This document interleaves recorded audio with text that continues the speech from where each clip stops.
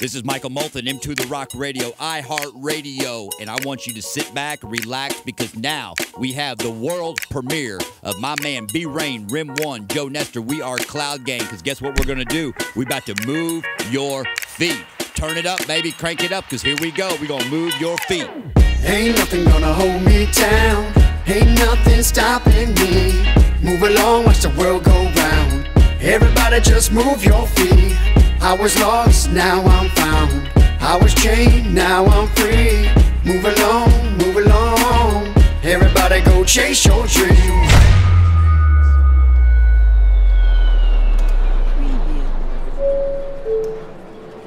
Your attention, please.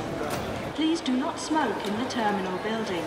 Smoking is only permitted in the specified smoking area.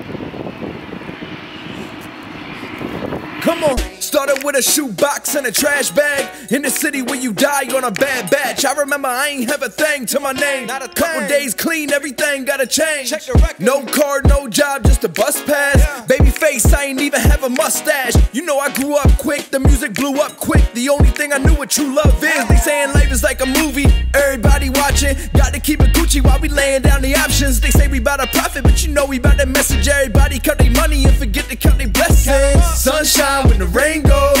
Gotta see it through the storm just to get a rainbow. I know it seemed hard, you feeling all alone. How you gonna see the world staring at a phone? Ain't nothing gonna hold me down. Ain't nothing stopping me. Move along, watch the world go round. Everybody just move your feet. I was lost, now I'm found. I was chained, now I'm free. Move along, move along.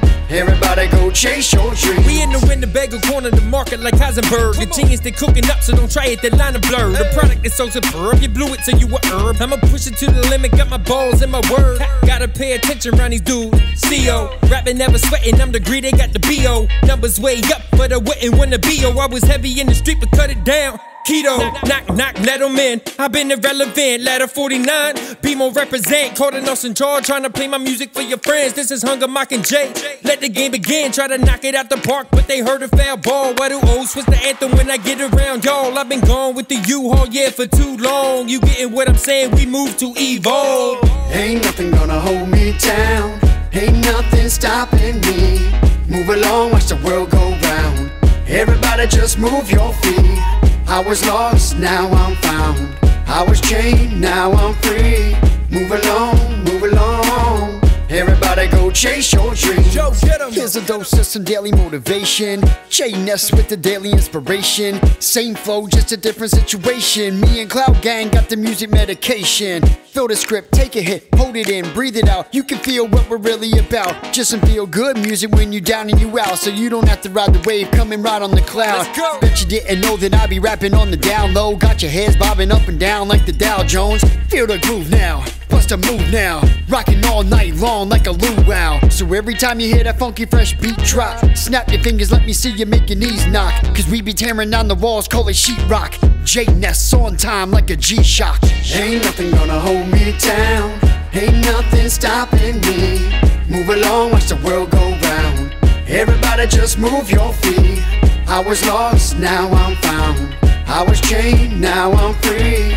Move along, move along. Everybody go chase your dreams. Until the break of dawn. Till everybody's gone. We rockin' all night long. We rockin' all night long. Until the break of dawn. Till everybody's gone. We rockin' all night long. We rockin'. Ain't nothing gonna hold me down. Ain't nothing stopping me. Move along, watch the world go round. Everybody just move your feet. I was lost, now I'm found. I was chained, now I'm free. Move along, move along. Everybody go chase your dreams. Cloud Gang. Yeah. So that was B-Rain, Rem 1, and Joe Nestor on, iHeartRadio, Dallas, Texas, baby. M to the Rock, shout out. My man M to the Rock, holding it down out there in Dallas, Texas. Doing big things. So, yeah, thanks for tuning in to the 14th episode of the A.live podcast. We in here. if you saw the opening picture there on the screen, Unsilence Joe Nestor, what is that all about? Great question. So, my man Joe Nestor that was in that song, Move Your Feet, that I just played the music video for, he is going through some legal trouble right now. And before I get into it, I'm really just going to play the video that he sent me to go live on the air right now. What's basically happening is he was with a record label. I'm not going to mention the record label's name because I'm not sure how that's going to affect Joe. You know, I don't want to say too much. I'm pretty much just going to let Joe talk about what's happening. He's getting sued by his old record label, and they're telling him he can't do anything recovery related. So I put a link on that picture there that you see on the screen right now. He has a GoFundMe page where he's trying to raise money to hire an entertainment lawyer to fight this. So here's a short message from Joe Nestor. Enjoy. What's up, everybody? Joe Nestor here, dropping in on the A.live Panda podcast just to say what's up and to say thank you to everybody who's donated and shared my recent GoFundMe that I made a few days ago for my upcoming court case with my former record label. For those of you who don't know who I am a singer-songwriter in recovery, and I share my message of hope and inspiration through my music. I left my former record label a few months ago because of some things that were going on behind the scenes. You know, some things that did not sit well with me and I was not okay with as a man in recovery, and it completely contradicted what I stand for. So it was affecting me mentally, emotionally, spiritually, and I was on the verge of relapse, and I'll be damned if I let somebody take me back out after, getting 6 years clean. So I left. And now they're suing me for damages. And they're also trying to sue me and stop me from performing, writing, working with anybody in the recovery field, and doing anything recovery related. You know, because they say it competes with their business. To them, the recovery community is a market. To them, addicts are nothing but dollar signs. That's not what I stand for. And they're trying to stop me. So I created this GoFundMe to raise money for a lawyer and court costs so I can fight this because I feel like I'm entitled to, freedom of speech. You know, you may own the music that I created while I was under the label, but you can't stop me from sharing my story, So I encourage you guys to help me keep my voice, help me continue to give addicts a voice. And donate to the GoFundMe, help me raise money for lawyer fees. If you can't do that, just share it. Every little bit of support helps, like I said. And, I just appreciate you guys. I appreciate A.live Panda. I appreciate Cloud Gang. I have some amazing friends that I'm truly grateful for. And I just want to say thank y'all again, man. I love y'all, man. Nestor Nation. Peace. So yeah, ladies and gentlemen, again, help out our boy Joe. He's an amazing musician, an amazing artist. He's inspired so many people, among myself, everyone on the team. We are a Cloud Gang, and he's just doing a lot of things. He's helping people stay clean, man. He works at a treatment center. They don't even want him working with anybody in the recovery field. It's unreal what his old record label is trying to do. They're trying to silence him. So again, I encourage you to unsilence Joe Nestor and go to his GoFundMe page. That's GoFundMe.com/Joe-Nestor-Court-Amp-Lawyer-Fees. The link is actually below in the bio of this video, so you can check that out. While you're down there, make sure you hit the subscribe button, set your notifications so that next time I go live, your phone lets you know that we are live here on the A.live podcast. Once again, that's Unsilence Joe Nestor, GoFundMe. Please help him out. He's inspiring many people to stay clean, and it's not about a dollar sign. Addicts are not dollar signs. We are human beings that deserve a chance in this life. We deserve a fighting chance, So everybody who's tuned in right now, thanks for tuning in. I have a very special guest today, but before I get to that, I apologize, Jorge. Oh, that's okay. I want to shout out, B Rain. He is the sponsor of today's podcast. So what does that mean? What does that mean for you guys? What that means is B-Rain at wearecloudgang.com. Go to the shop to receive 25% off any of his merchandise. You know, fill that cart with merchandise. You may ask why. Why would I want to fill that cart with merchandise? Because not only do you get 25% off all of his merchandise that you put in the cart, he is donating 100% of the profits to Joe Nestor's cause. That's an amazing thing that B-Rain's doing. So we appreciate B-Rain. You know, I was just talking to B-Rain before this podcast aired, and he's going to actually get on this podcast pretty soon. So I know a lot of people have been waiting for that. I've been waiting for it. Hope you're as excited as I am. So again, go to wearecloudgang.com/shop. Use promo code PANDA to receive 25% off your entire order, with 100% of the profits going to unsilence Joe Nestor's GoFundMe. So enough of that. We're going to get to it. My man, Jorge C is on the podcast. This is a moment you guys have been waiting for. I mean, I don't know about you all, but I'm super excited for today's podcast. You know, I met Jorge a while ago, probably a little over a year ago at a meeting. I hopped in, photobombed this picture. Oh, yeah. And, you know, I got in there and he was taking a picture, and I just A.live pan in the background, just hogging up the scene. That's how I recognized you for the longest time. So we're going to get to Jorge in just a moment.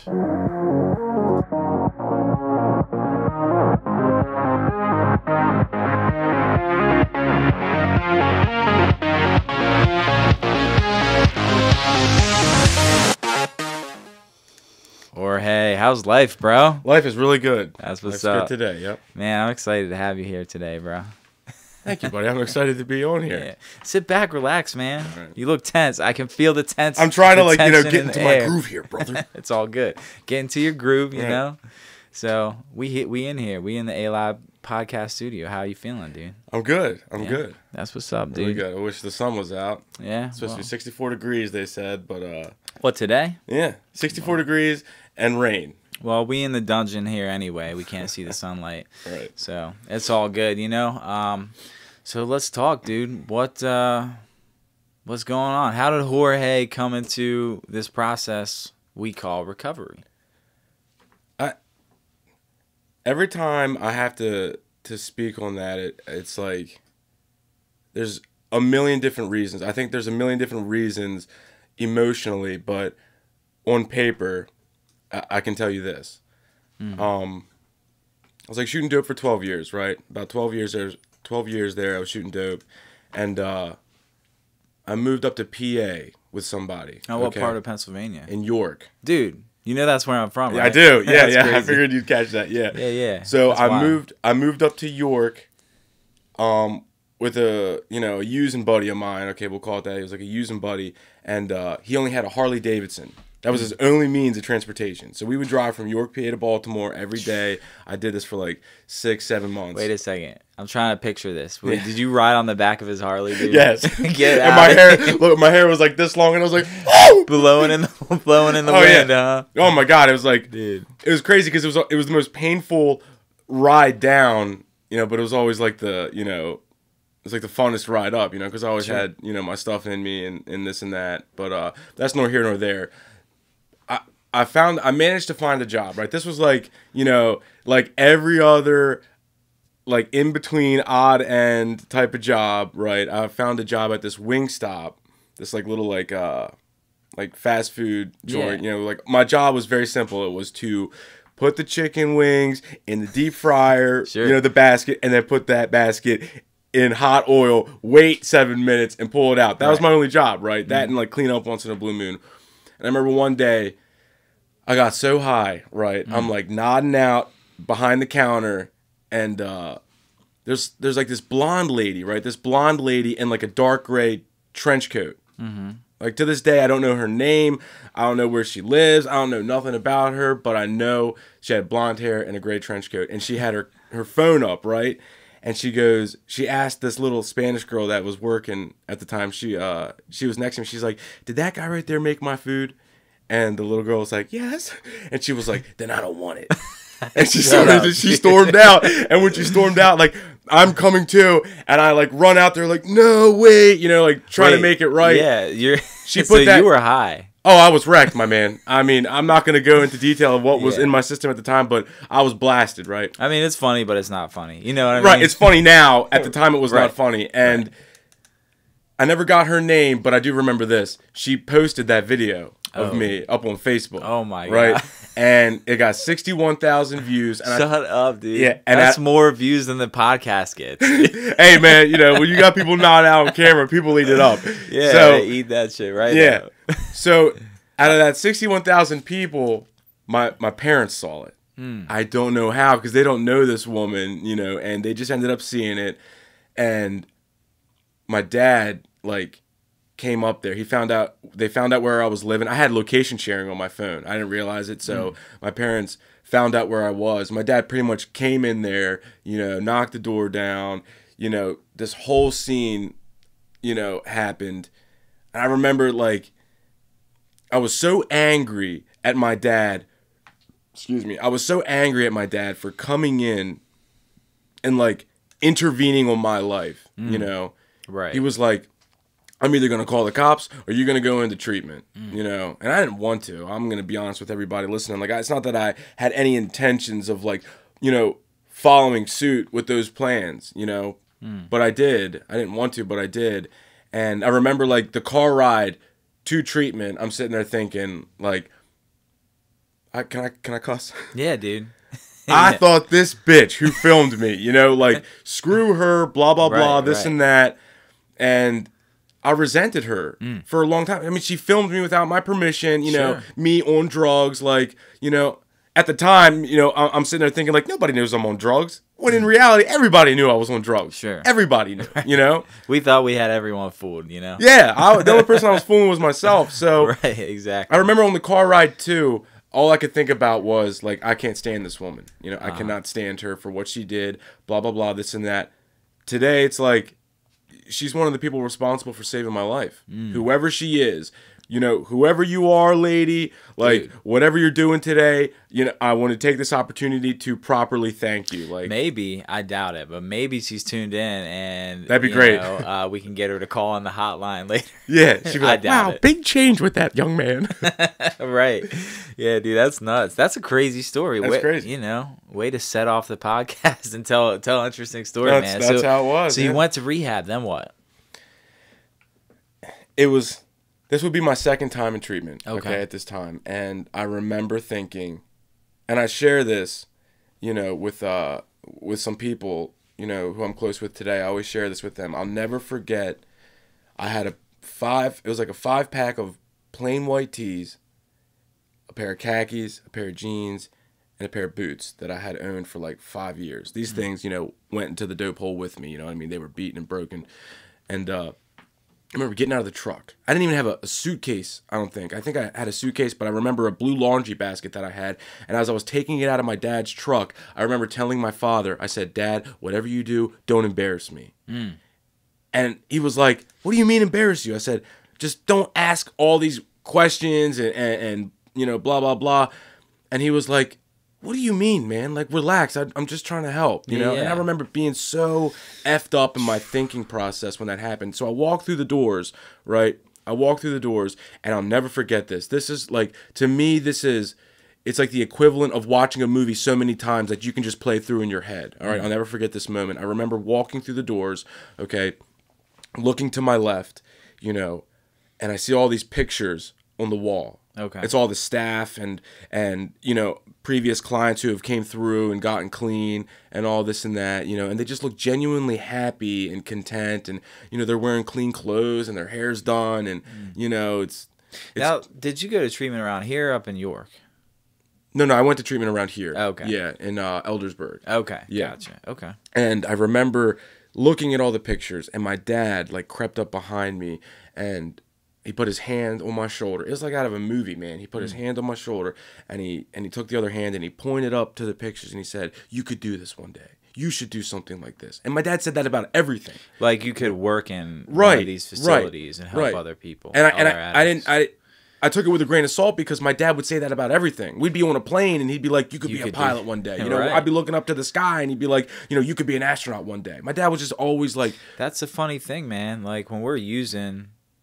Everyone else sees the potential in us except for ourselves. Yes. And, you know, the stuff that I've been able to do since I got clean has been beyond my wildest dreams. And it's so true, man. Like, he was right. You know, you can be a pilot. You can work in treatment. Yeah. So what do you do for a living now? I work in treatment. Dude, that's crazy. Yeah, that blows my mind because I remember after he said that to me, I was like, he's just being dad, you know? Yeah. That'd be great, but like I'm a heroin addict through and through. Like the chances of me working at a treatment facility, you know, I got a better chance at like building a rocket. You know what I mean? That's just never gonna happen. Sure. And it's crazy to think that like my dad was following a pattern like which pretty much all of my family has, you know, displayed that I just never took the time to notice. You know, like my mom, you know, I'm blessed because she never gave up on me.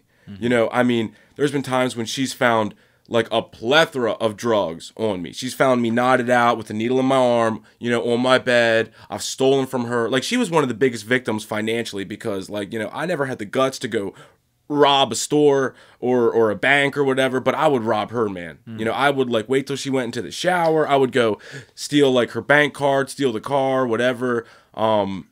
You know, and not only the financial aspect, I mean, I robbed her and my brothers and my dad, you know, I robbed them of peace of mind. I deprived that woman of sleep for a real long time. And that's probably more devastating than stealing money, you know? I'm sure. Because it affects you emotionally, psychologically, mentally, whatever you want to say. You know, I just imagine that would be tougher than reaching into my wallet and being like, oh, where's my $50 that I had last night? Right. I look at it like this. I mean, I can't speak on her behalf because it's something that she felt, but I would assume it's like, you know, somebody steals $20 from you, that $20 can be replaced, but, you know, the thought that your son's going to probably die, you know, and you're losing sleep, like, that's something that would be, you know, a little bit more difficult to replace. Yeah. You know? I'd say. And I always say this because I do groups sometimes at the treatment facility, and I always bring this up. Like, she looked worse than I did coming into, you know, your mother did? She looked worse than I did coming into treatment. And I say that stress, because, yeah, she did not get any sleep. She was constantly stressed. You know, I mean, I put her through the ringer.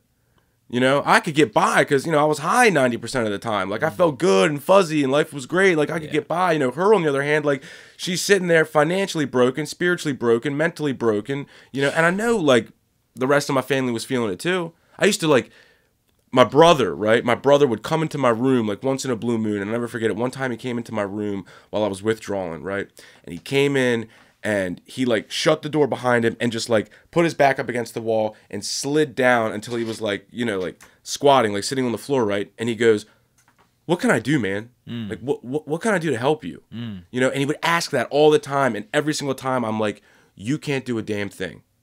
You can't do a damn thing. Like, this is who I am. This is who I'm always going to be. Like, I'm never going to change. Like, you couldn't tell me nothing."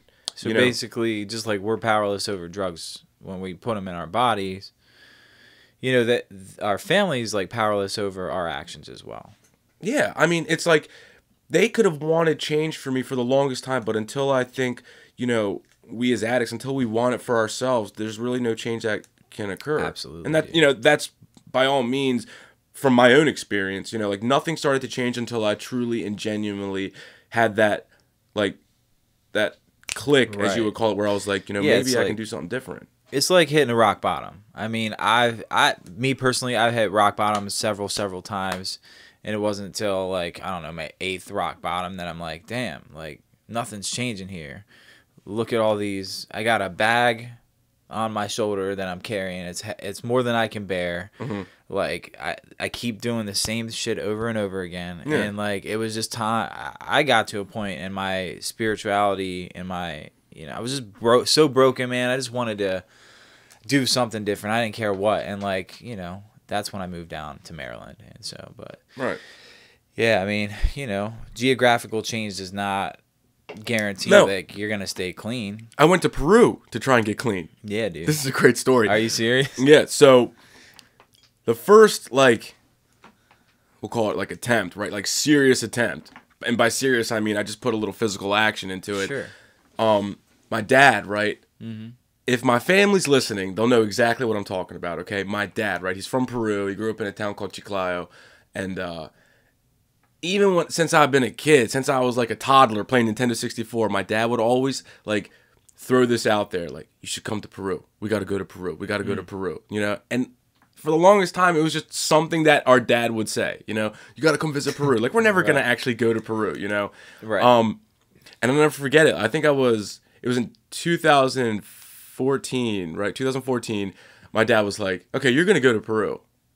I barely spoke any Spanish at the time. I knew like, hola, and cómo estás, and that was it, you know what I mean? And he was like, you're going to go to Peru, and you're going to hang out with some family down there and get your shit together. Okay. And I was like, in my mind at the time, I'm like, why not? You know, Yeah. I'll go to Peru and Anything's better than living the life. right. you're living. I'll learn a new language. The only thing I got to do is just not do heroin. Right. That was my thing. That's the only thing I got to do. So Right, because clearly the drugs are the problem and we're not. Right. That's a joke. Right. Yeah. Right. Exactly. Anybody Yeah. who's an addict knows in recovery, you know, it's not the drugs, man. It's not. something going on within ourselves. It's you me know? and my behaviors and my lack of spirituality, my mentality, all that. It's everything with me. I right? mean, you work a 12-step program, right? Correct. So you Right. know that step 1 is the only step that's about the drugs. And then steps 2 through 12 is Right. internal conditions, addressing that, and, you know, just turning your will over to Exactly. a power greater than ourselves. Right. It's not, you know, step 1 is about admitting we're powerless over drugs. Right. That's the only one. Exactly. Right. And which I'd be happy to admit that I am. So you're in I- Peru. Right, so- and you're like, as long as I don't do heroin, I'll be okay. So Right. what happened, dude? So I'm on the plane. Okay. I had just done my last little bit of dope. Okay. I'm on the plane. You know, one, I'm petrified of planes. Mm-hmm. So if it wouldn't have been for what was inside of me, like trying to, you know, giving me like making me feel good, like I would have had a heart attack. I was watching a movie on the plane, and in the movie, it had Al Pacino in it. I can't remember the name of the movie, but in the movie, a plane on its way to Peru crashes in the movie. He's like reading it on the newspaper. Yeah. So I'm like sitting there petrified. Long story short, I get to Peru. Okay, I get to Lima. All right, where my uncle lives. Okay, I was in Lima, and it was real foggy weather, real moist, foggy weather. There was like 91 degrees.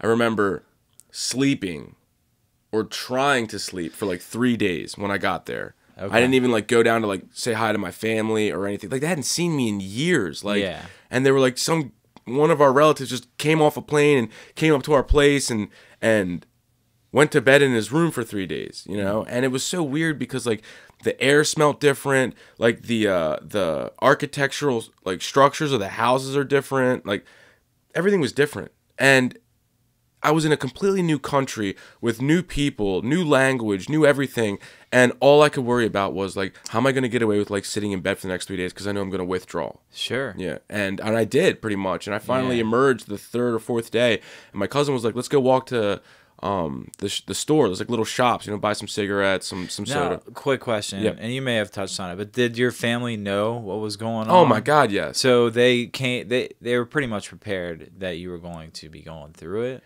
Do they know? See, I don't know. I don't think my dad, at least, had an idea that like that's something, you know, like that comes along with like heavy opiate use. I think he just thought it was like maybe like a form of depression or something. Like the Right. drugs are making you sad. That's why you sleep in bed for 5 days at a time. Right, You know. right. But so he was like, "Let's go for a walk." Is that the movie People I Know with Al Pacino? Probably. Yeah, I don't know. I wouldn't It be talks surprised. about Peru in the blurb here. I was looking at. Oh, maybe it is. Yeah, I don't know. Endanger. I've been wondering this for a long time Yeah. too. Maybe it is. People I Know. People I Know. 2002. Maybe that's the one. I don't know. Maybe. Just thought I'd look it up. Well, we'll find out. I'm for sure at some point in time today. Yeah. So he was like, "Let's go walk to the store," and it was like 15 yards away. Okay, it was not very far at all, right? And I remember standing up, putting on my my shirt, my pants, like sweatpants and shoes, and I remember walking out the front door, and this walk to this store felt like an eternity. I was like, I can't even walk. Like, I know what that's like, man. it's the worst. It's the worst Yeah. feeling. And I remember, like, I just felt so shitty, right? Long story short, this is how my addiction, like, how, like, persistent my addiction was. Like, I can speak a decent amount of Spanish today, right? And there's one reason. Because when I was in Peru, I wanted to learn how to speak to the pharmacists so I could convince them to sell me narcotics. Ooh. And it worked. It worked. Yeah. It worked. I'll never dude, forget the night that's that I crazy. walked to one of the pharmacy. See, there it's a little different than the States. Like, yes, you need a prescription, but if you're willing to throw in a little couple extra bucks, you get what you want. Right. And it worked like that for a real long time. That's wild, dude. Yeah, it worked like that. And I finally, one day, my dad flew to Peru. Like, after being there for a couple months, he flew in there to like hang out with family, check up on me. He's got a property down there, and I took like 6 Xanax bars and drank half a bottle of whiskey to myself. And I came back to the hotel, and he was there. And I'm not going to go into detail, but he was angry. I'm sure he was livid, dude. Very angry. I mean, he's like, so this has changed nothing. You know, this has done absolutely nothing. Like, you're still doing the same old shit in a completely different part of the world. Right. You know, and it's probably more dangerous there. I don't know for sure. Oh my God, yeah, I got robbed 3 times. Okay. I remember one time I woke up with my shirt off in the middle of the street. My wallet was gone. My cell phone was gone. You know, I got a job there as an English teacher. I finally, like, one day I woke up and I was like, I'm going to get my shit together today. Right? I started walking around.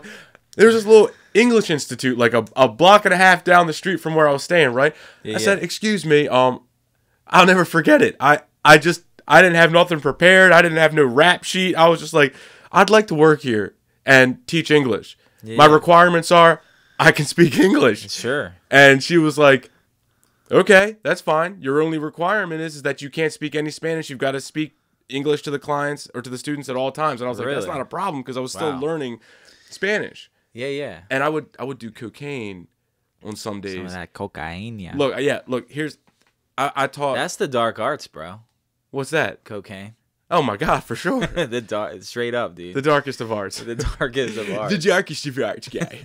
So, but look, the students, right? I'll never forget it. I had a whole range of age groups. I would teach like beginners with like 4 and 5 year olds. I would teach like advanced 3 English with like adults, 30 years old, 40 years old, right? And it's so funny because on the clients or the students could start to catch like when something was up, because on the days when I had a bunch of cocaine, like we did like 20 assignments in one class, you know what I mean? I was like, go write your answers on the board, right?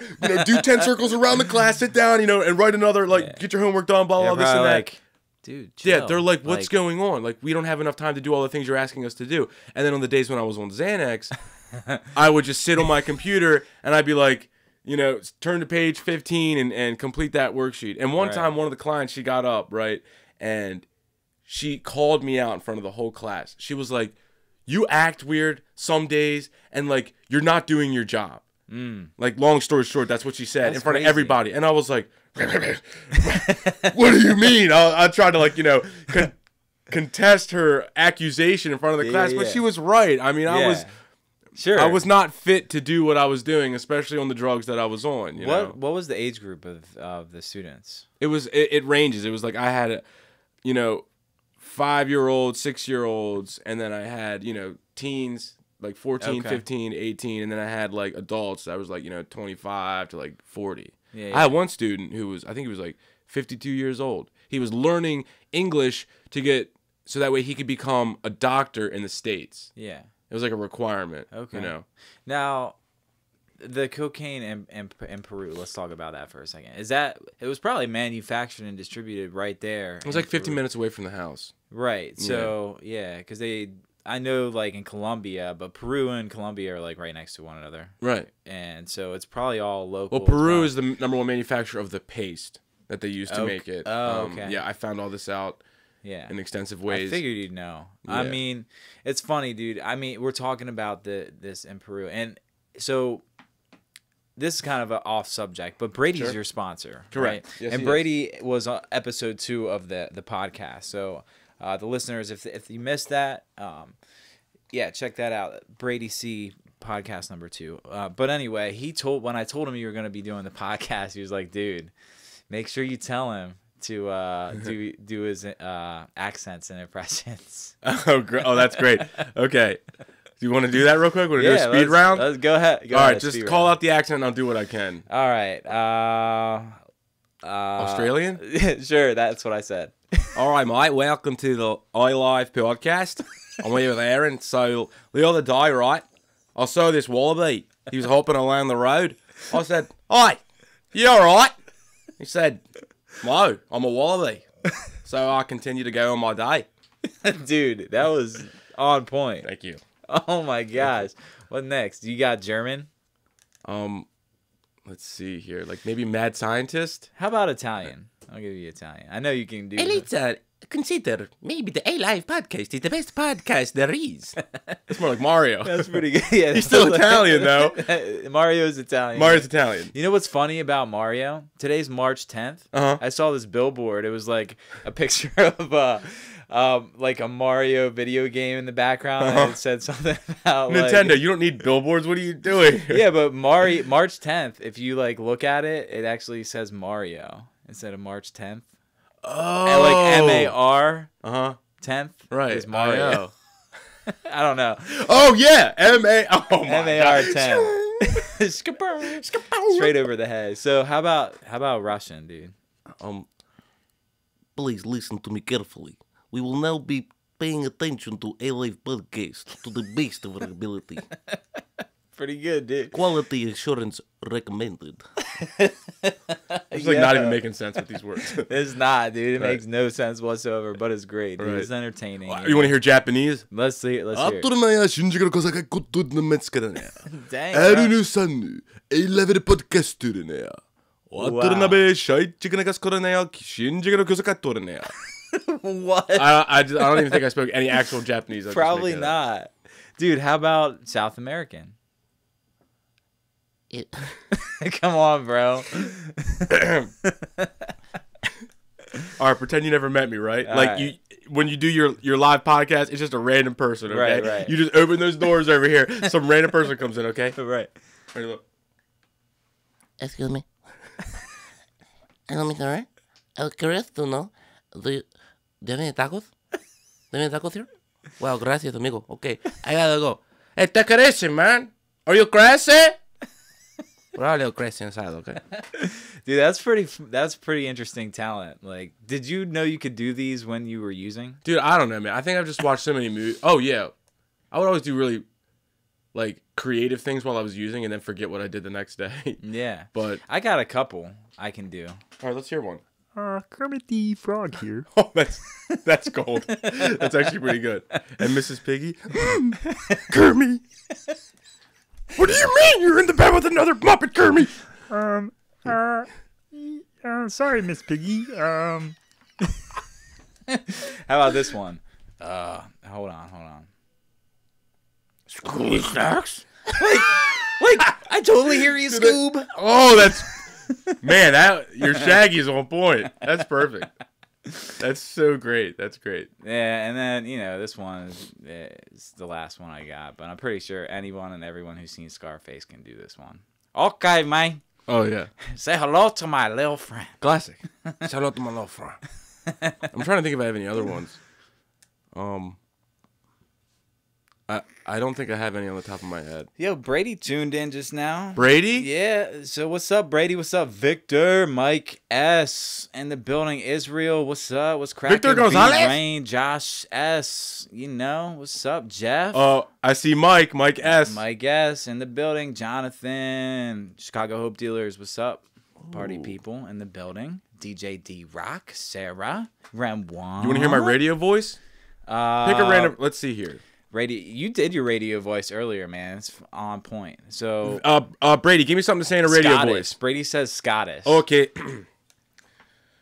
Don't forget, lad. The other day, I was working the Dunkin' Donuts, and there she was, a little old lass, with a nice iced cup of coffee there. I said, I'll take that, but don't let it cost me freedom.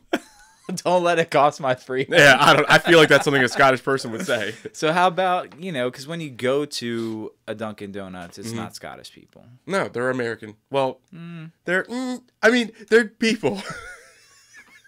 Okay.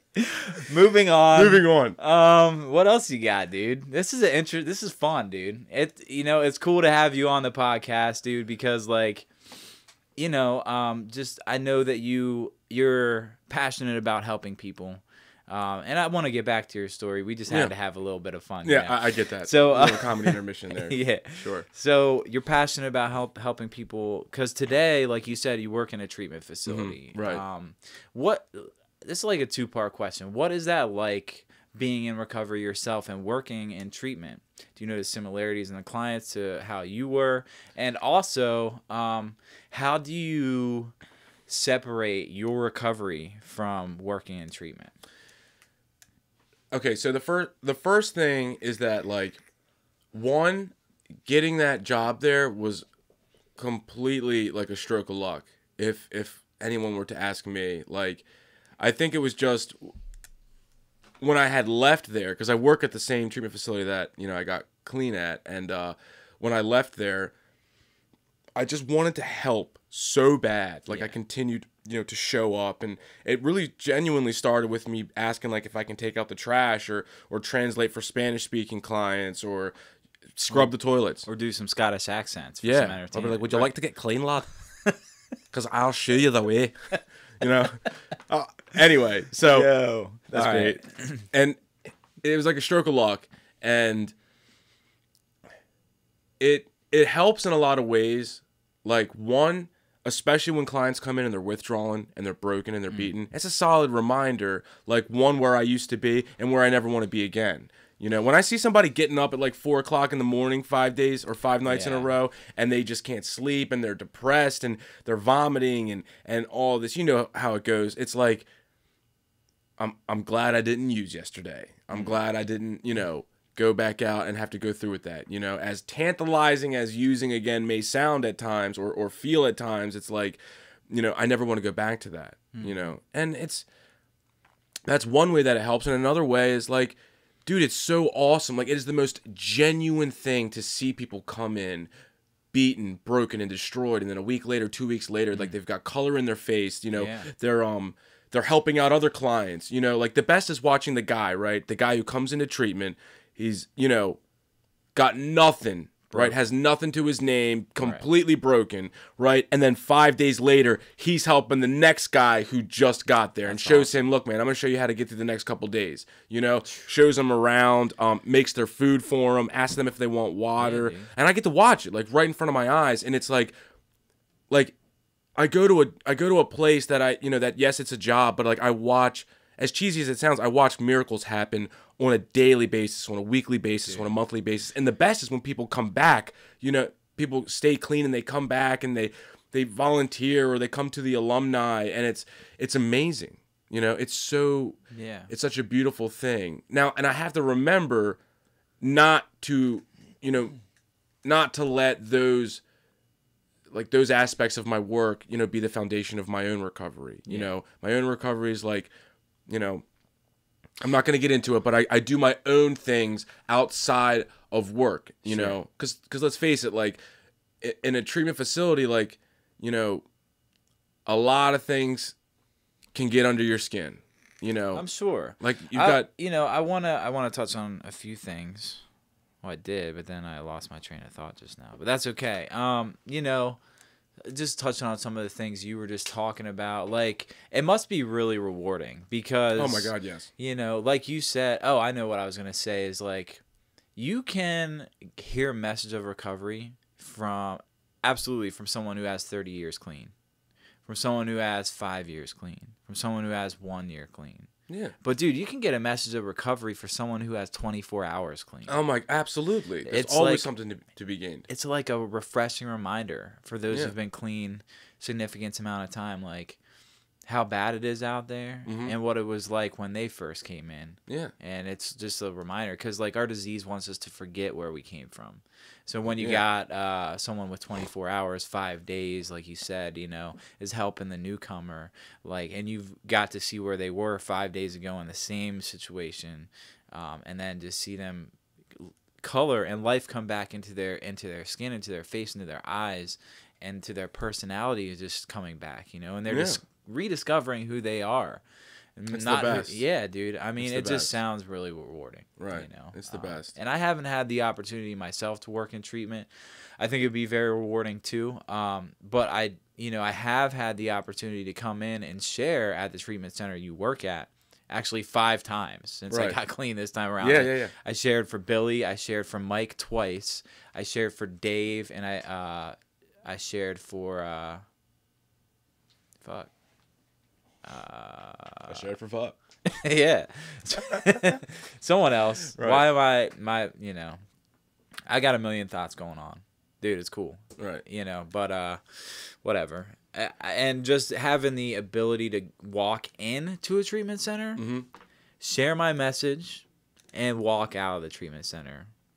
Like, because I mean, I remember when I've gone to 8 treatment centers myself, you know, and dude, just being stuck there and like trying to start my life over every single time, and like feeling like, damn, you know, I was here 7 times before. Is it gonna work this time? Like, you know, but just being able to walk in there, share a message, hear myself talk out loud about what's going on, it actually helps me. Yeah. You know, maybe more than the clients. Like, I hope to Oh my God, yes. Like when they let me do groups and I can just, you know, talk to them about whatever, whether it's about, you know, willingness or you know, relapse prevention, like, it helps me so much. And I know some of them now are starting to see that, but, you know, some of them at the moment, they'll just never realize how badly it helps me. And it's not, look, it's not even just the clientele, the staff there, because the entire staff, you know, the staff in its entirety is in recovery, right? And I remember being a client there and like looking up to them so bad, you know, 5 years clean, 3 years clean, you know, they're happy and they're helping people for a living. And I used to look up to them and I'm like, that would be so amazing to be a part of that, right? And now that I work with them, like, it's crazy how like we bounce off each other and help one another. Like, they have my back, man. Like, I work with some of the best people, you know, that they're understanding, you know, like my boss, the program director, you know, like, he's a stern individual, right? Like, but I look up to him, you know what I mean? He does, like, it's hard to explain, you know, like, he says what's needed to be said. He never tells me what I want to hear. He always tells me what I need to hear, you know? And his job's tough. Like, he's got to be, you know, so many different, like, shapes and figures to so many different people so many times a day. And, you know, it's a refreshing thing to see, like that you can put your foot down and it can be done, you know. All the girls in the office, you know, like, there's times when, you know, they'll pull me in the office, they'll shut the door, and I'll have like a counseling session with them almost, you know, like a therapy session, you know, because they can tell when something's on my mind. And it's a beautiful thing to go into work and, you know, you're mopey and you got a sad look on your face, and instead of people being like, oh, brush it off, whatever, they're like, hey, what's wrong? Come in here, like, talk to us, what's going on, you know? And that's happened so many times, you know. They've covered for me when I needed them to. You know, the rest of the people that work in the division that I work in, like, you know, we're like a family, man. And the clients see that. You know, the clients see that, like I saw it when I was a client, and it goes so far. You know, they see, like, you know, people in recovery can work together. They can help one another. They're human. They're going to make mistakes, but they bounce back. You know, it's like a very, like, organic, like, work environment, you know? But I mean, look, it worked for me. That's all I can say, you know? Yeah, I mean, that's what it took for me to get clean, bro. I could not kick at my parents' I could not kick in my parents' house in my childhood bedroom. I couldn't kick anywhere else but when I'm put behind a set of walls where I have some guidance and people that understand what I'm going through and how I got there, you know. And all of our paths to treatment are different. All of our paths to recovery are different. But it's those feelings of not feeling worthy, those feelings of insecurity, the feeling of, I'm never going to amount to shit. Yeah. We can all relate to that spiritual death. I mean, there's so much, and it's crazy, dude. It really is a disease of the feelings, and we try to mask our feelings using drugs. Right. And I was talking about that yesterday while I was at work. Okay. I remember, right, I believe my brother's tuning in right now. Is your brother an addict or no? No, Okay. no, that man's like never touched drugs or alcohol in his life. Yeah. Never even seen him drunk. Like, Okay. and he just did it like he was just never into it. That's Right. another thing. Like, I don't know how he did that, but he did all throughout high school. Because he watched you Probably struggle. Yeah, I'm He's sure. like, I'll I'm never sure that do has something to do shit. with it. So he, I remember having feelings of jealousy for a real long time throughout my life. Right. I was always jealous of my brother. Right, I have a twin brother, and I can relate to that, dude. Oh, so your brother's a twin. yeah, Okay. I have a twin brother, and it always seemed like he always did the right thing, and I always did the wrong thing. Right. And I remember like after that went on for a while, I was like, you know what? Like if I'm gonna be the bad brother, like I'm gonna own it. I'm gonna do all the hard drugs. I'm gonna lie. I'm gonna cheat. I'm gonna steal. You know, like I want people to be like, you know, oh, he's the badass version. You know, that's what I thought that I had wanted, you know, but realistically, it was like I always envied my brother. You know, he became captain of the paramedics. You know, he always like, you know, went to school on time. He didn't do drugs. He didn't smoke cigarettes. You know, like he just always seemed to do the right thing at the right time. You know, the girls were always chasing him. You know, there was 2 times in high school when a girl approached me for my brother's phone number. Oh my god. And that was a shitty feeling, you know? Yeah, Like, I was yeah. like, I don't get it. Like, am I not good enough? You know? Right. And I would just like use it to How much do you and your brother look alike? not that much. We're fraternal, so it's similar, but Okay. his hair's a little longer. He's got more of a square face. Okay. I was Yeah. gonna say, because you could give the girls your number, and then when they call, you could act like your brother and show up to the date. Yeah, there you go. My girlfriend would probably kill me if I did that.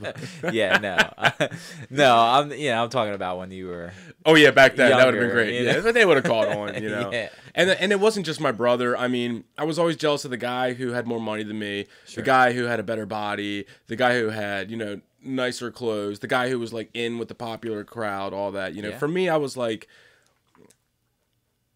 even at like a young age, man, I always had these feelings of like I'm different in a bad way. Okay. You know, I'm different in a less valuable way. You know, I'm not good enough. And I'm going to be first and foremost with anybody listening, like, you know, I started to use drugs. Like, when I use drugs, I continue to use them because they just felt good. Yes. But, you know, a side aspect of that is that, like, you know, they helped me numb those feelings of jealousy and self-doubt, you know? And, you know, when I'm on cocaine, I feel like Superman. You know, when I'm on opiates, like, the rest of the world is, you know, null and void to me. You know, when I'm on hallucinogenics, I'm on a completely different, like, dimension, so to speak. So, like, I had a, you know, drug to mask every type of emotion, so to speak, you know?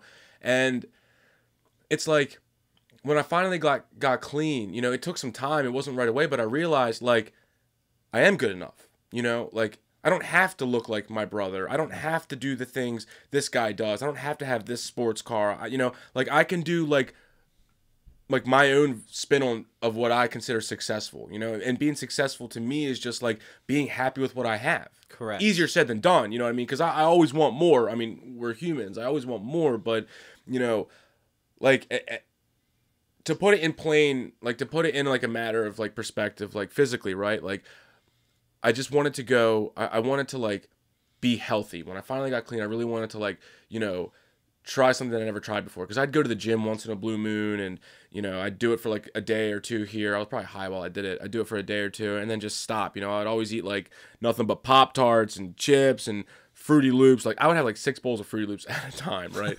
And I'd just Fruit sit Loops in my... are the shit, Oh, they're bro. great. Don't get me wrong. You know, shout out to Fruity Loops. I love them. But, you know, so... How about Toucan Sam? Can you do that impression? Follow your nose wherever it goes. Something right. like that, right? Good. I have no Good idea. enough. Good enough. Good But so I would, you know, I got clean and then I was like, you know what, like maybe I'm capable, right? I'm capable of doing the things that I thought that I'd never be capable of doing before. Like Yes. I never thought I'd be able to work at a treatment facility, and I do now. And you know, I was like, that was a good example. I never thought I'd get 24 hours without, you know, heroin in my veins. Yeah, and I dude. finally did that. You know, You do a good job at the treatment center. Obviously, I don't work alongside you. I don't work with you, but like when I've shared at the treatment center that you work at over the past year, handful of times, like when I was done sharing and the room would open up to the clients, they would say like how much you've inspired them, and like, you know, you don't sit in on those meetings. So I thought that'd be, you know, cool little thing to tell you. Like just the last time that I shared, which I think was like a week ago. Mm-hmm. Yeah, last week, last Tuesday, you know, one of the clients had mentioned, you know, how it's really helped him in his recovery a lot to have you there, and kind of, you know. and it means the world to me when they say that, like, because I'm not like a counselor, I'm not a doctor, I'm not a physicist, like I'm just a heroin addict, Yeah. you know, who got clean and like just. Well, you lead by example is what Right. it is, and they're like, man, if Jorge can do this shit, Oh my God. man, maybe I can do it If my too. ass can go 24 hours without doing drugs, anybody can do it, man. I promise you that, you know? Right. And so anyway, what I was trying to get at was, like, long story short, I started to get these feelings of, like, maybe I am good enough. Because like you said earlier, you know, people saw things in me that I had yet to see in myself. Mm-hmm. You know, I'll never forget it. Like, the program director at where I work now, right? When I first met him, you know, he came up to me while I was withdrawing, right? Mm-hmm. And I was like shaking, and I was like, I think I'm gonna leave. Like, I feel like shit, you know. And I never forget it.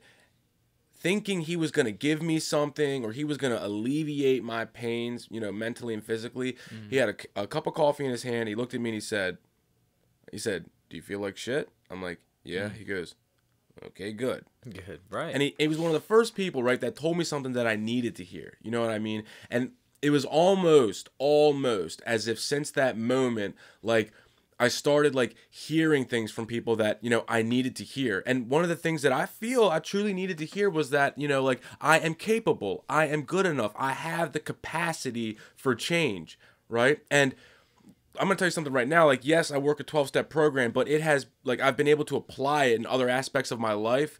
You know, like, the persistence factor and going, you know, when you don't feel like going, you know what I mean? Like, I've made a habit of, like, trying to eat healthy, you know, going to the gym, like, you know, opening the door for somebody. Like, I'm not doing it to be like, yeah, look at me, like I'm doing better. Like, it's for me. It's to show myself that, like, I'm capable of being the better version, you know, of me than I was the guy yesterday. You know, the guy that I was when I was using. Because when I was using, I was a piece of shit, right? Man. I was just a piece of shit. You know, all I was good at was stealing money from my mom and shooting dope. That was it, you know? Yeah, it's like, how can we be better each day that we're in recovery? Right. Well, hey, man, we have about a half an hour left. We're going to take a quick break. I want to thank our sponsor, B-Rain. We're both rocking some of B-Rain's merch right now, you know? It's Clown Gang, baby. Yeah. So, you know, if you want to get some B-Rain merch and you don't have any, now's the time to do so. Why? Because with promo code PANDA on wearecloudgang.com/shop, you get 25% off your entire shopping cart. Fill that baby up. And another reason why it's beneficial to do it now, not only for the 25%, but 100% of the profits go to helping Joe Nestor raise money for lawyer fees to help fight his previous record label. They're trying to tell him he can't work in recovery, he can't record recovery music, he can't perform recovery music, and he can't inspire to help people, man. That's ridiculous. When you say so, Jorge? I would agree. Dude, absolutely ridiculous. It's too crazy. Too crazy. Too crazy. Gotta So help the go, cause. yeah, help the cause, man. Go to wearecloudgang.com/shop. Use promo code PANDA at checkout and receive 25% off of any Cloud Gang merch. We got the Dope Without Drugs baseball tees. We got the Cloud Gang backpack. We got 555 The Journey Continues, the album. Yo, I had the pleasure of recording that here in the podcast studio. Great album. Full of inspiration. If you don't have it, that's the first thing I would say that you need to get. 555, The Journey Continues. There's a lot of inspiration there and hope in that album, man. You got that We Are Cloud Gang, classic tee, the Survivor tee, the Dope Without Drugs hoodies, and the We Are Cloud Gang beanies, man. And all of the merchandise is super comfortable, man. Super soft. It just feels so good when I put it against my skin, Oh my God, I love it. Yeah, dude. So sick there, dude. You don't freaking do it without drugs, my dude. Yeah. Oh, I love it. Yeah, That's my dude. Chet the Surfer impression there. So check it out. I got that Dope Without Drugs tee on right now. And what are you rocking, dude?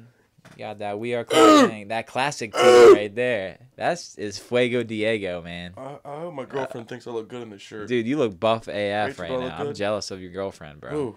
So we're going to take a quick break, like I said. So just for you guys that don't know this, I'm currently working on a remix album for some of B-Rain's music. It's called A.live Panda Presents B-Rain, The Electronic Journey. Oh, it's a journey of electronic stuff. You know it. And so this was a song, I Don't Feel It, off of, I believe that's off 754, or The Journey to 754, B-Rain's first full-length studio album. I've had the pleasure of recording that as well. So I'm taking beats from other EDM artists, right? And I'm flipping the script on that B-Rain and we're putting some of that fire into the atmosphere. So here's a sample from that album. It's called I Don't Feel It. It's the Mountains and Molehills remix featuring Flux Pavilion, Turnin' Brakes, Kill the Noise, and Bro Safari, bruh. So check this out. I don't feel it. I don't feel it. I don't feel it. I don't feel it. I don't feel it. I don't feel it. Yeah, yeah. Yeah, yeah. They telling me I'm good. I don't feel it. They saying that I'm loved. I don't feel it. They say I got so many fans. I don't feel it. They say I'm worth 100 grand. I don't feel it. Now they saying I'ma make it. I don't feel it. They saying we ain't with that fake shit. I don't feel it. They say the message is amazing. Yeah, yeah. He said my destiny was paved. Yeah, yeah. When will I feel it? Feel like I'm really fulfilling. The father figure, the villain. I'm tired of trying to fit in, and finally I'll admit it. Decided to try it different. It's kind of been a minute since Brian the King Killer, and I feel like I got somebody in my head talking minutes. Man, it's the father of the year. Talking everybody, listen up. I just see you surprised. I ain't giving up. Sick in the mind, I pray to God I ain't living up. Cause I ain't done yet. Man, I ain't done yet. I'ma live every day like I'ma ride into the sunset. Cause I ain't done yet. Man, I ain't done yet. This is just the beginning. Got a couple things to confess. I'm kinda scared of it. Born and raised up in Maryland. Daddy hooked on the heroin and mama wouldn't marry him. Feelings I had to bury him. Drowning in the aquarium. Listen for the comparison. Miss the message I'm carrying. They telling me I'm good. I don't feel it. They saying that I'm loved. I don't feel it. They say I got so many fans. I don't feel it. They say I'm worth 100 grand. I don't feel it. Now they saying I'ma make it. I don't feel it. They saying we ain't with that fake shit. I don't feel it. They say the message is amazing. Yeah, yeah. He said my destiny was paved. Yeah, yeah. I just want my people knowing that I love them. Nothing above them. The haters stuck in the bubble. I save it if you in trouble. You name it, I'm on it double. You gave it to me for nothing. The payment is in the struggle, yeah. I give it away to keep it. I give it away to keep it. Need to change to pay the meter. See the name, you pay the speaker. You got reservations, better let it go, son. Cause when you on one, you probably on the floor, son. And that's the bottom. My kid looking at me nodding. The innocence be forgotten. It's killing me from inside. I'm terrorizing like Bin Laden. Now he's dead, no one beside him. He barely knew it's a problem, but he buried by his mama. And how could you not see that coming? You seen it 100 times in the meeting. He funny, feeding his tummy, conceited. He leaving his buddy, didn't mean to be cruddy. Said he needed some money, so we beat him for 20. But I'm still here. They telling me I'm good. I don't feel it. They saying that I'm loved. I don't feel it. They say I got so many fans. I don't feel it. They say I'm worth 100 grand. I don't feel it. Now they saying I'ma make it. I don't feel it. They saying we ain't with that fake shit. I don't feel it. They say the message is amazing. Yeah, yeah. He said my destiny was paved. Yeah, yeah.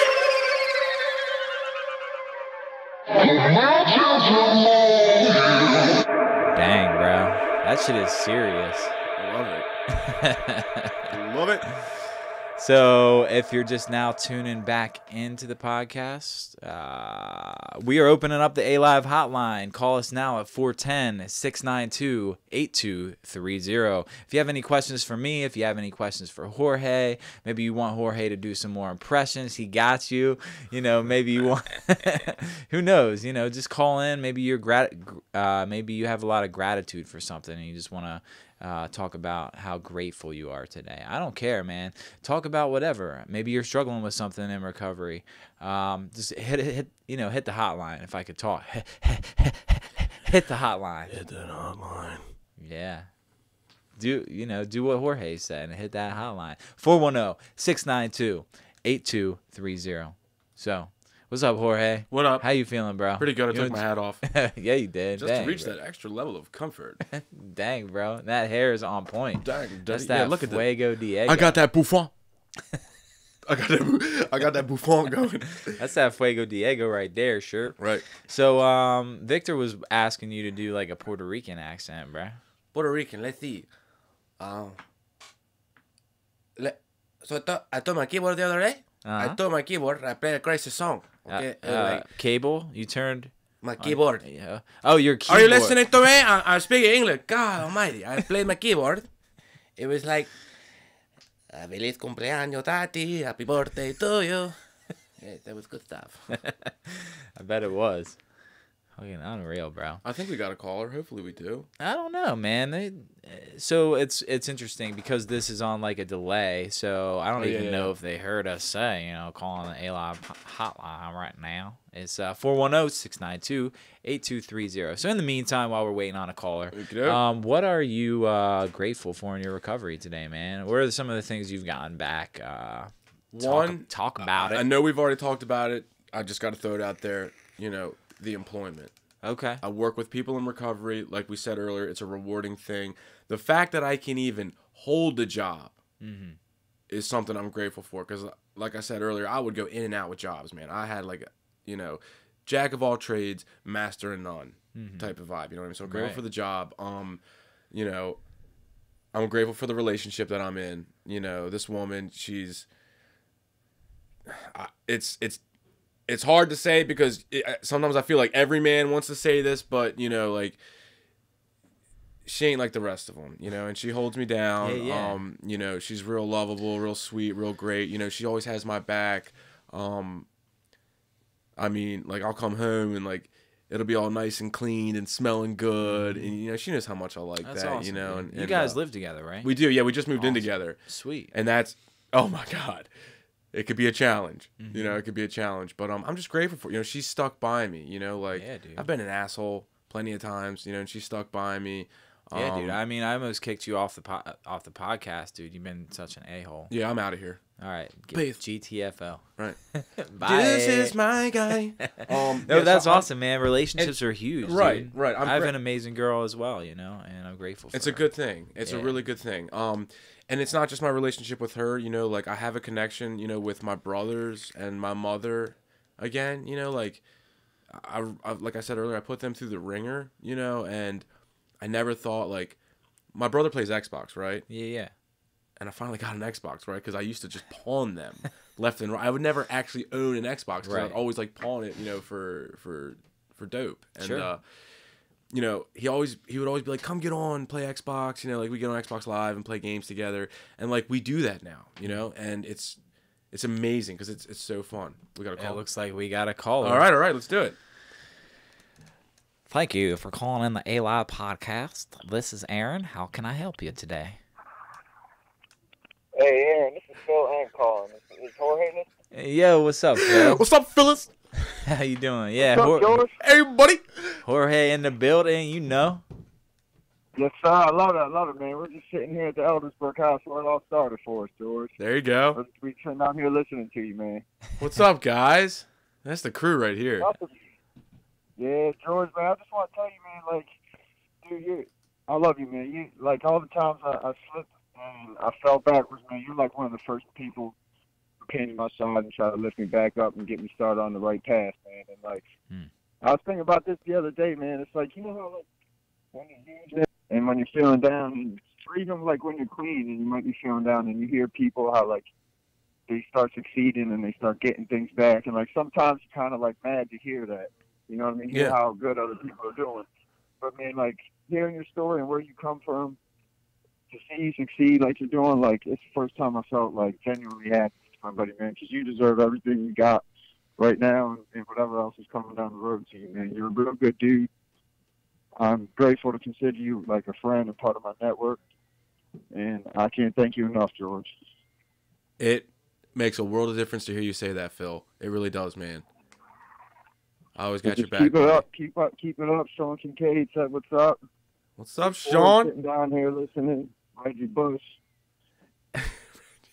It's hard to hear people say that, you know, because sometimes I feel like, you know, I've done so much shitty things in my life that I don't deserve it. But like hearing you say that, like that makes my day, Phil. It really does, man. You know, and I talk to you all the time. You know what's going on. Like, it's that therapeutic value, man, of like me being able to help you, you being able to help me. It's a good thing. You know what I mean? It's being attracted to this program, man. You're like a prime example of that. I appreciate that, man. For me, anyway. I can't speak on anybody, but I've been seeing how far you come in a year. Like I said, we started in the Eldersburg house. Yep. You know what I mean? I remember those days when you were struggling. You know what I mean? And you were feeling down, and just to see you stay patient and like get to that point where you're starting to reach your goals, man. It's like, you know what I mean? Like that speaks to me. Like I see that. I see you get through it and you do it. So it gives me hope I can. So. Thank you, Phil. Yeah, I think I'm sure there's many other people who feel that way. I think I actually met you, Phil, right around the time I met Jorge. Was Phil in that picture that I photobombed? Phil, you remember the magic show? Were you there for that? I don't know. I might have been, man. But look, we took a group picture, right, at this magic show, and Aaron was walking past, and he photobombed it. Like, you can see him, like, eyes glowing in the back, right, like 10 feet away behind the group. And I was like, man, I recognize that guy. And he's like, yo, aren't you the guy that photobombed our picture? Remember, it's like, outrageous. What do you say? The guy doing the magic show was like, every time you see something, I can't remember if it was awesome or outrageous, but he was like, go, outrageous. Was that what it was? I don't know. Was Phil there? Were you there, Phil? It was so long ago. I feel like you might have been there. I probably was, man. This is so many times. Right. Hanging out with you, George. Every time it's an adventure, man. There's always something going on. Fun. Yeah. It's awesome though. It's awesome that you're in this process of recovery, man. You know, and just keep coming back, bro. Your life will blossom. Yeah, it gets better. Sometimes in a day, sometimes in a year, sometimes in 10, I'm sure. But it gets better. And you know that, Phil. You know that. Yeah, I see you two guys doing it, man. It gives me hope. You know what I mean? Oh, dude, Phil, this studio is awesome, man. It's great. We've got a real purple ambiance going on. Purple ambiance. I know. I'm watching it. Hey, well, Jorge's ambiance is blue, but I'm blue. Oh yeah, I'm blue. Yeah. Hold up, we can change that. So like the other D, right? Here, why don't we just get wild? Chet, man, I've been trying to tell you to do the Chet. That's the best Phil's one. been asking me to do my Chet the surfer impression. Oh yeah, let's hear it. The higher power. So like, dude, for me, dude, my higher power are the waves, dude. Like straight chilling on the beach, bro. All I dude. Are you freaking serious, bro? Like, dude, 10 feet waves a day, dude. Like, let's straight shred it, dude. Hey, dude, all I got to say about that is I'm fucking down, dude. My god, are you down, dude? Hang loose, bruh. Dude, that's straight fuego, my guy. Yeah, you know. We out here. We out here, dude. All right. Yo, thanks for calling, Phil. Thanks for calling, Phil. All right, guys. Love you, buddy. All right, guys. I'll talk to you later, George. All right. See you, Love buddy. you. Love you, bro. Later. Yeah, that's what's up, man. I'm glad he called in. And the hotline's gonna remain open here through the end of the podcast. So if you wanna call in, express your gratitude for Jorge. If you want to just talk about where you're at in your process, maybe you need some advice, some suggestions. Look, we're not any spiritual gurus, but maybe you just struggling with something that maybe me or Jorge have been through. You know, maybe just an ear to listen. Yeah, we just we out here for you. So just keep in mind, if you call the podcast, it's going up online. So don't say anything that you wouldn't want. It's going into the cloud. Yeah, it's going out there somewhere in the atmosphere. So. Right. Dude, unreal. Yeah, but where were we talking about? We were before he called. Things that I was grateful for. Classic question. Classic question. So, the relationships with my brother, my mom, you know, my family in general, just not to be that guy that steals and lies, you know, with them. Just, you know, actually purchase Christmas gifts and receive them and not pawn them. You know, the relationship I had with them, like, it just feels like, you know, to be normal, man. You know, to just like go and do things with them and not have to worry about, like, am I gonna have to dip because my dope man's calling me? You know, all that stuff. It's an amazing feeling. You know, it's an amazing feeling. You know, dude, my health, man. Like, I've come to find out that, like, health-wise, man, like, there's always somebody out there that has it worse than me. Yeah. Somebody that's got, like, you know, one time when I was in Peru, there was a guy that would sit on the street. He had no arms and no legs. Another call. Bro. Let's do this. No arms, no legs. We'll get back to that. It was bad. Yeah, we'll get back to that. Thanks for calling the A.live hotline. Who's speaking with? Dina. Dana? George's mom. Oh, what's up? How you doing? Thanks for calling. Hi. Hey, Mom. This is I great. just wanted to call and say I love you. Mom, I love you very much. I bet you she's going to start crying. That's awesome. No, I'm so proud of you. I love you, Mom. I am. I Quest- just want you to know it. Question for you, Dina. What was it like raising Jorge? Actually, to me, he was always perfect. And I'm not just saying it because he's my son, but I mean, he was always funny. You know, if you were down, he'd always make you laugh. His sense of humor is amazing. And he's always been like that since he was little. So. Yeah. Jorge has an amazing personality, great sense of humor. Oh, yeah. He's always making me I'm really feeling the love today. Thank you, guys. Yeah, man. That's what it's all about, you know. I'm sure you're proud. I'm sure you're proud to call him your son. I'm very proud. There's no words that ever could describe how That's thankful and proud I am of him. Now you're going to get me to cry again. You know what? I'm proud to call Jorge my friend, you know. So I can only imagine how proud of him that you are. I am. So. Very much so. That's awesome. Mom. Mom. Oh, I can't hear you now. Are you crying? Are your tears blocking my voice? Mother! Hello. Mom, I love you. couldn't hear you. Mom, I want to say that I love you very much, okay? I love you. I love you very much. You're the best. I'm proud of you. This is a pure example of how beautiful it can be, you know? It is. It is. Well, hey, Dina, thanks for calling. Is there anything else you wanted to talk about today? No, that's it. Thank you. Thanks. All right, see you, Mom. Bye. Bye-bye. Bye. Bye. Okay, bye. Yeah, dude, that's awesome. You were saying it's a prime example of... Yeah, like the phone calls that we just witnessed, like, they never used to be like that. Right. She'd be like, did you take money? Did you take money from me? Like, did you take my bank card? You know, where are you? Like, you know, are you alive? We actually had a missed call, too. Oh, okay. Can we call him back? I'm calling him back. Let's see if he answers. You ready for this? It's going to be a good one here. Yellow. Hey, what's up, Vic? I recognized it the second he said that. Y'all are doing a great job, guys. Hey, man. Thanks, Victor. It's just another gift that this process has given us, you know? Oh, my God. It's absolutely beautiful, and to be a part of a sponsee family was never ever in my cards. Right. Yeah, dude. I think Victor's in the bloodline. Victor's in the bloodline. Yeah, me and Jorge.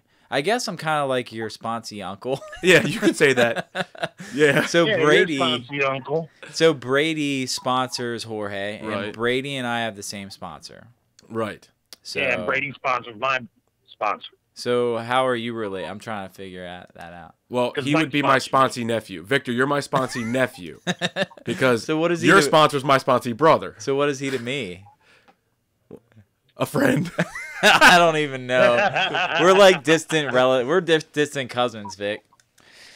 Man, we're all bleeding the same colors. Ain't that the truth? Clean blood. Victor, look, while you're on the air, I want to make it very clear. I was around. I saw Victor on day one, and compared to now, you know, like, Victor, you should be damn proud of yourself. Oh, Like, you should man, be damn proud of yourself, man. I'm just Like, ecstatic, dude. I'm ecstatic.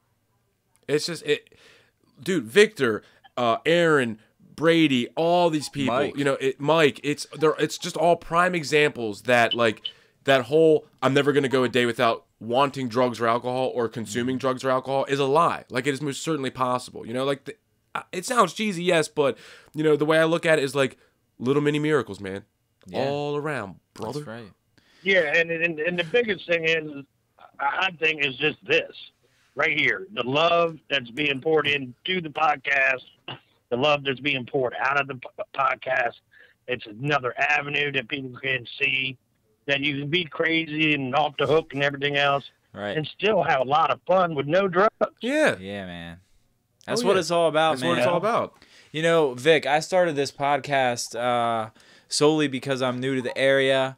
And, you know, it was just an outlet for me to get to know people in the area. So that's how it the idea started.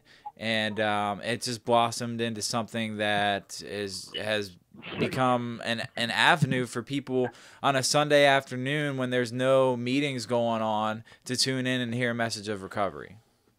Yeah, and there ain't no football on. I'm telling you that now. Ain't no football. That's right. And that's a funny thing. When I first started this, everyone was like, why would you do the podcast the same time Sunday football comes on? And I was like, because I don't watch football. Dude, you don't watch football? I don't watch football. I promise you this. I'm going to get blasted after I say this because most people already know who know me. I've never watched a game of football in my life. No, he hasn't. He don't know nothing. Victor doesn't like. My boss, he wrecks me for it. He's like, you don't shoot guns. You don't watch football. Right. You know. Who even are you? Are you even a man? Who even are you? Yeah, but now I got a He good knows who chance. he is, too. I'm going to watch the podcast and watch football, so I got best of both worlds. That's right, when that man. starts back Well, up. there you go. There Yeah, you see, go. you're good to go. You got the 2-for-1 there. Yeah, Victor. you can turn the sound off on the football because they're not really saying anything important. You No, know? man, they ain't doing nothing but hitting people, Right. and they don't let all the good stuff they're saying out on the air. Right. That's great. Yeah. But Yeah, hey, man. guys, I just wanted to God bless you, bro, and just thank you very much for what you're doing right now. Love you, And, Vic. love Thank you, guys. Vic. You too, buddy. Right back at you, You're the man, bro. Thanks for tuning in. And hey, how y'all would have a good day. Hey, I'm gonna get you up on the podcast one of these days. Oh, How's that sound? Well, that's scary. That's scary. You better talk to my buddy Mike. Yes. I'm scared. Check in with your sponsor real quick. Make sure you're, doing the right thing. Yeah, that's right. That's right. That's All right. right, guys. All right, man. All right, Vic. See you, Later, buddy. bro. See ya. See you. Peace. See you. Yeah, that's cool, man. That's 3 calls back to back to back to back, bro. Back to back to back. So we were talking about Gratitude. Gratitude. Man, it's coming right back at it. Dude. Right back to it. Yeah. So you were talking about, I think you said Relationships, something about family, someone with no employment. legs. Oh, right. That's great. Oh, what yeah. was By that the about? way, the guy with no legs. Yeah. Where was this So conversation? there was this guy in Peru who had no legs, right? And I think he was missing an arm. I know it's something you think you could remember, but there's like no healthcare in Peru, right? So there's this guy with like no legs and one arm in Peru, sitting there with like a little cardboard box, begging for money, and like I'll never forget it. One time I walked past him because I would walk to the English Institute to and fro on this street, right? And he would always be sitting there, yeah, to and fro, up and go. That's what makes the world go. And one day I gave him like it was like 5 soles. Which is like the equivalent of like $2, I believe. Okay. And I remember I just sat with him for like, not even sat, I like crouched down for like 5 minutes, talked to him, and as cheesy, Hallmark-ass card as this sounds, in the moment it was like, it wasn't so much the money, like, because realistically, maybe it would get him half a sandwich anyway. It wasn't so much the money, but he was just happy to like be interacting with somebody in the moment, like to talk, you know what I mean? Like that I'm not just a fucking stump on the side of the road, like I'm just somebody going through, a hard time. There's another call coming in. Hit it with it. Let's go. All right. Hey, thanks for calling the A.live podcast. Who's on the line? Hey, Victor Bunt. No. So what's happening is, hey, can you please turn off the podcast while you're on the phone with us here? Oh, yeah. Hello? Wait, hello? Hey, who's calling? Hello? Oh, it's Rachel. It's me, Rachel. Oh my God. Hey, Rachel, what's happening? Rachel, you got to turn it down on the computer. Yeah, so Rachel. And Nancy's know. So Rachel, real quick, can you turn the podcast off in the background? Yeah, turn it off in the Because background. There's a delay, and we just hear a echo, basically. Yeah, it's off, guys. Oh, thanks. We're over here freaking out. She's already did it. All right, what's up? Hey guys, I just want to say I love you, baby. You did so great. Oh, thank you, Rachel. That's very, very nice of you. Thank you. all those compliments. Oh, hey, Tom. It's my man Tom right there. Hey, how you doing? Tom, shout out to my man Tom. Love you. Nancy, also love you. Way to go. Hi, Jorge. Hey. I just want to thank you for making my daughter so happy. Oh, that's sweet. I've never Really coming seen her in. happier, and it's because of you. It means a lot. So, She does all the heavy lifting. She's great. And I want to tell people who have parents that there's always hope. Okay? Thank you. As much as we went through with Rachel, I remember a therapist telling me, always keep your hope. Absolutely. Now, I had to wait a long time for it, Right. but I finally got my daughter back. Right. That's awesome. Hope. Oh, well, hey guys. Yes. Oh, hey, Rachel. Hey, baby. Oh, my God. All right, that's it. We'll let all the other callers come in. Okay. All right. I love you, Rachel. Thanks for calling. Bye, All right, guys. love you. Bye. Bye, Aaron. Bye-bye. Dude, I knew she would infiltrate that one. That's funny. She's like, hey, hello. For the longest time, man, this is how she would answer the phone, right? Yeah. Funny story about her, okay? This is how she would always answer the phone. I'd be like, bring, right, click. I'd answer, hello. She would go, yes, hello. I'd be like, hey, hon. She would always sound so mad, right? I'd be like, why do you answer the phone like that? She's just like, it's just how I answer the phone. I'm like, okay, whatever. Anyway, long story short, it's funny because she ignored me, and she's gonna hate me for saying this, but it's true. She ignored me, right, for like the first month that I showed interest in her. She ignored me for the first month. I hit her up on like Facebook or whatever, and she wanted nothing to do with me. And I think at the what she claims, right? What she claims is that at the time I was like 5 or 6 months clean, and it's like a risky maneuver. Like, this person, like, are they gonna stay clean? Are they like quote unquote spiritually fit for a relationship? And I guess she was weary, you know what I mean? But like to this day, I still rub it in her face. I'm like, remember that time? Like, we live together now, right? Like, we live together, we sleep in the same bed. But remember, never forget, there was a time when like you wanted nothing to do with me for an entire month. She just like threw me off. And she claims that she saw me in jeans, the same exact jeans that I'm wearing right now. These little skinny fits. She said, I saw you in those jeans. And I was like, and it was a wrap, dude. It was a wrap. I'm telling you. I ironed my jeans before I went on a date I with almost her. made you change the jeans before we started the podcast because I felt the same way, dude. Dude, these jeans are fire. Straight up, dude. But that shirt you're wearing is even more fire. Ooh. So let's wrap this thing up, man. Let's wrap it up. We've been going for an hour and 27 minutes. I'd like to have you back one day. Absolutely. Catch it would up, be my pleasure. It would be my pleasure. So again, I just want to talk about a couple more things before we wrap it up. Let's do it. Again, thanks for tuning in. We love all the listeners. If you ever want to hit the hotline off air, feel free to give me a call. Be happy to, take your call, answer any questions you may have about my recovery. Maybe you just need a shoulder to lean on and someone to listen. I'm always open ears for that.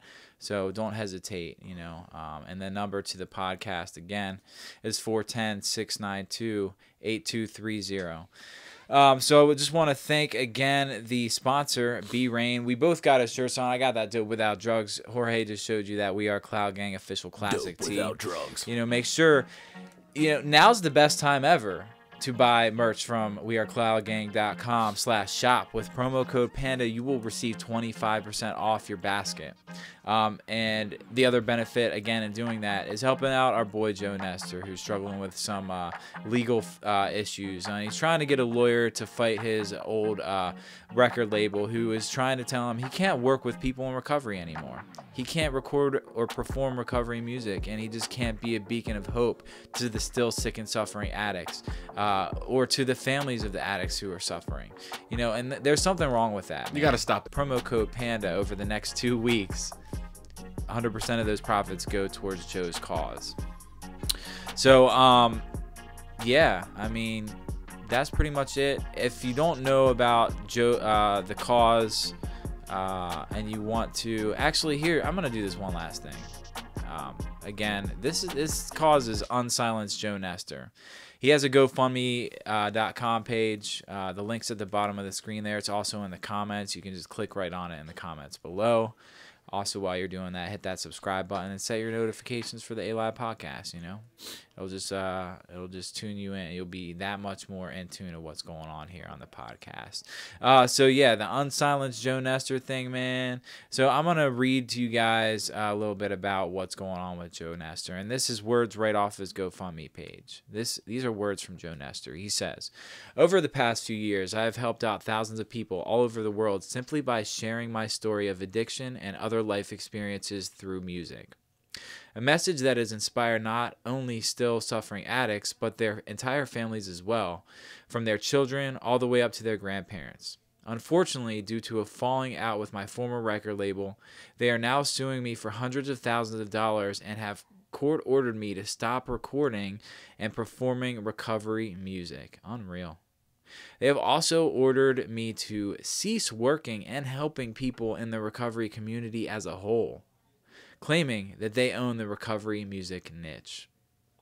In court, they made it very clear that the recovery community to them is nothing more than a profitable market, and that my music and message of hope and inspiration is a direct threat to them. The judge told me that without representation, I would most likely not win this case based on certain contractual agreements. I have researched and talked with a few entertainment attorneys, and they are extremely expensive to say the least, but I am confident that with my higher power and this community, and know in my heart that if we come together, we can beat this. Not only so that I can continue to share my music and message with the world, but so that others can as well without having to worry about something trying to silence their voice. I hate asking for help, and I apologize for making this, but unfortunately there was no other option." So that's Unsilenced Joe Nestor. Let's all come together as a community in recovery and hit the GoFundMe link in the description. JoeNestor.com, or I'm sorry, GoFundMe.com/Joe Nestor I'm just messing it all up. Just click the link in the comments, Donate, if you can't donate $1, $2, $10, $50, $100, $10,000, $1 million. $1 million.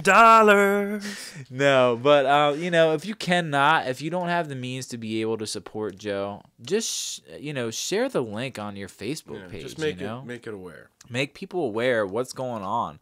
This guy from this record label is trying to stop and put a damper on the recovery community. It's just really a shame to see my boy Joe in this situation. So we want to help out Joe Nestor. So again, thanks so much, Jorge, for tuning in. Thank you guys for listening. Aaron, thank you for having me. I had a blast. Dude, it's been a pleasure, man. Thank you are the muff man. I'm keep doing what man. You're doing, man, I'm going to try. I'll do my very best. Yeah, just keep helping people, man. Just show up to... All you really have to do is show up to work, man. The rest is going to take care of itself. Show up for yourself, though, too. Right. Don't forget that your job is separate from your own recovery. Of course. Of course. First and foremost. Absolutely. So we want to thank everybody for tuning in. It's been a great show. I hope everybody has a beautiful Sunday and enjoy and have a great week.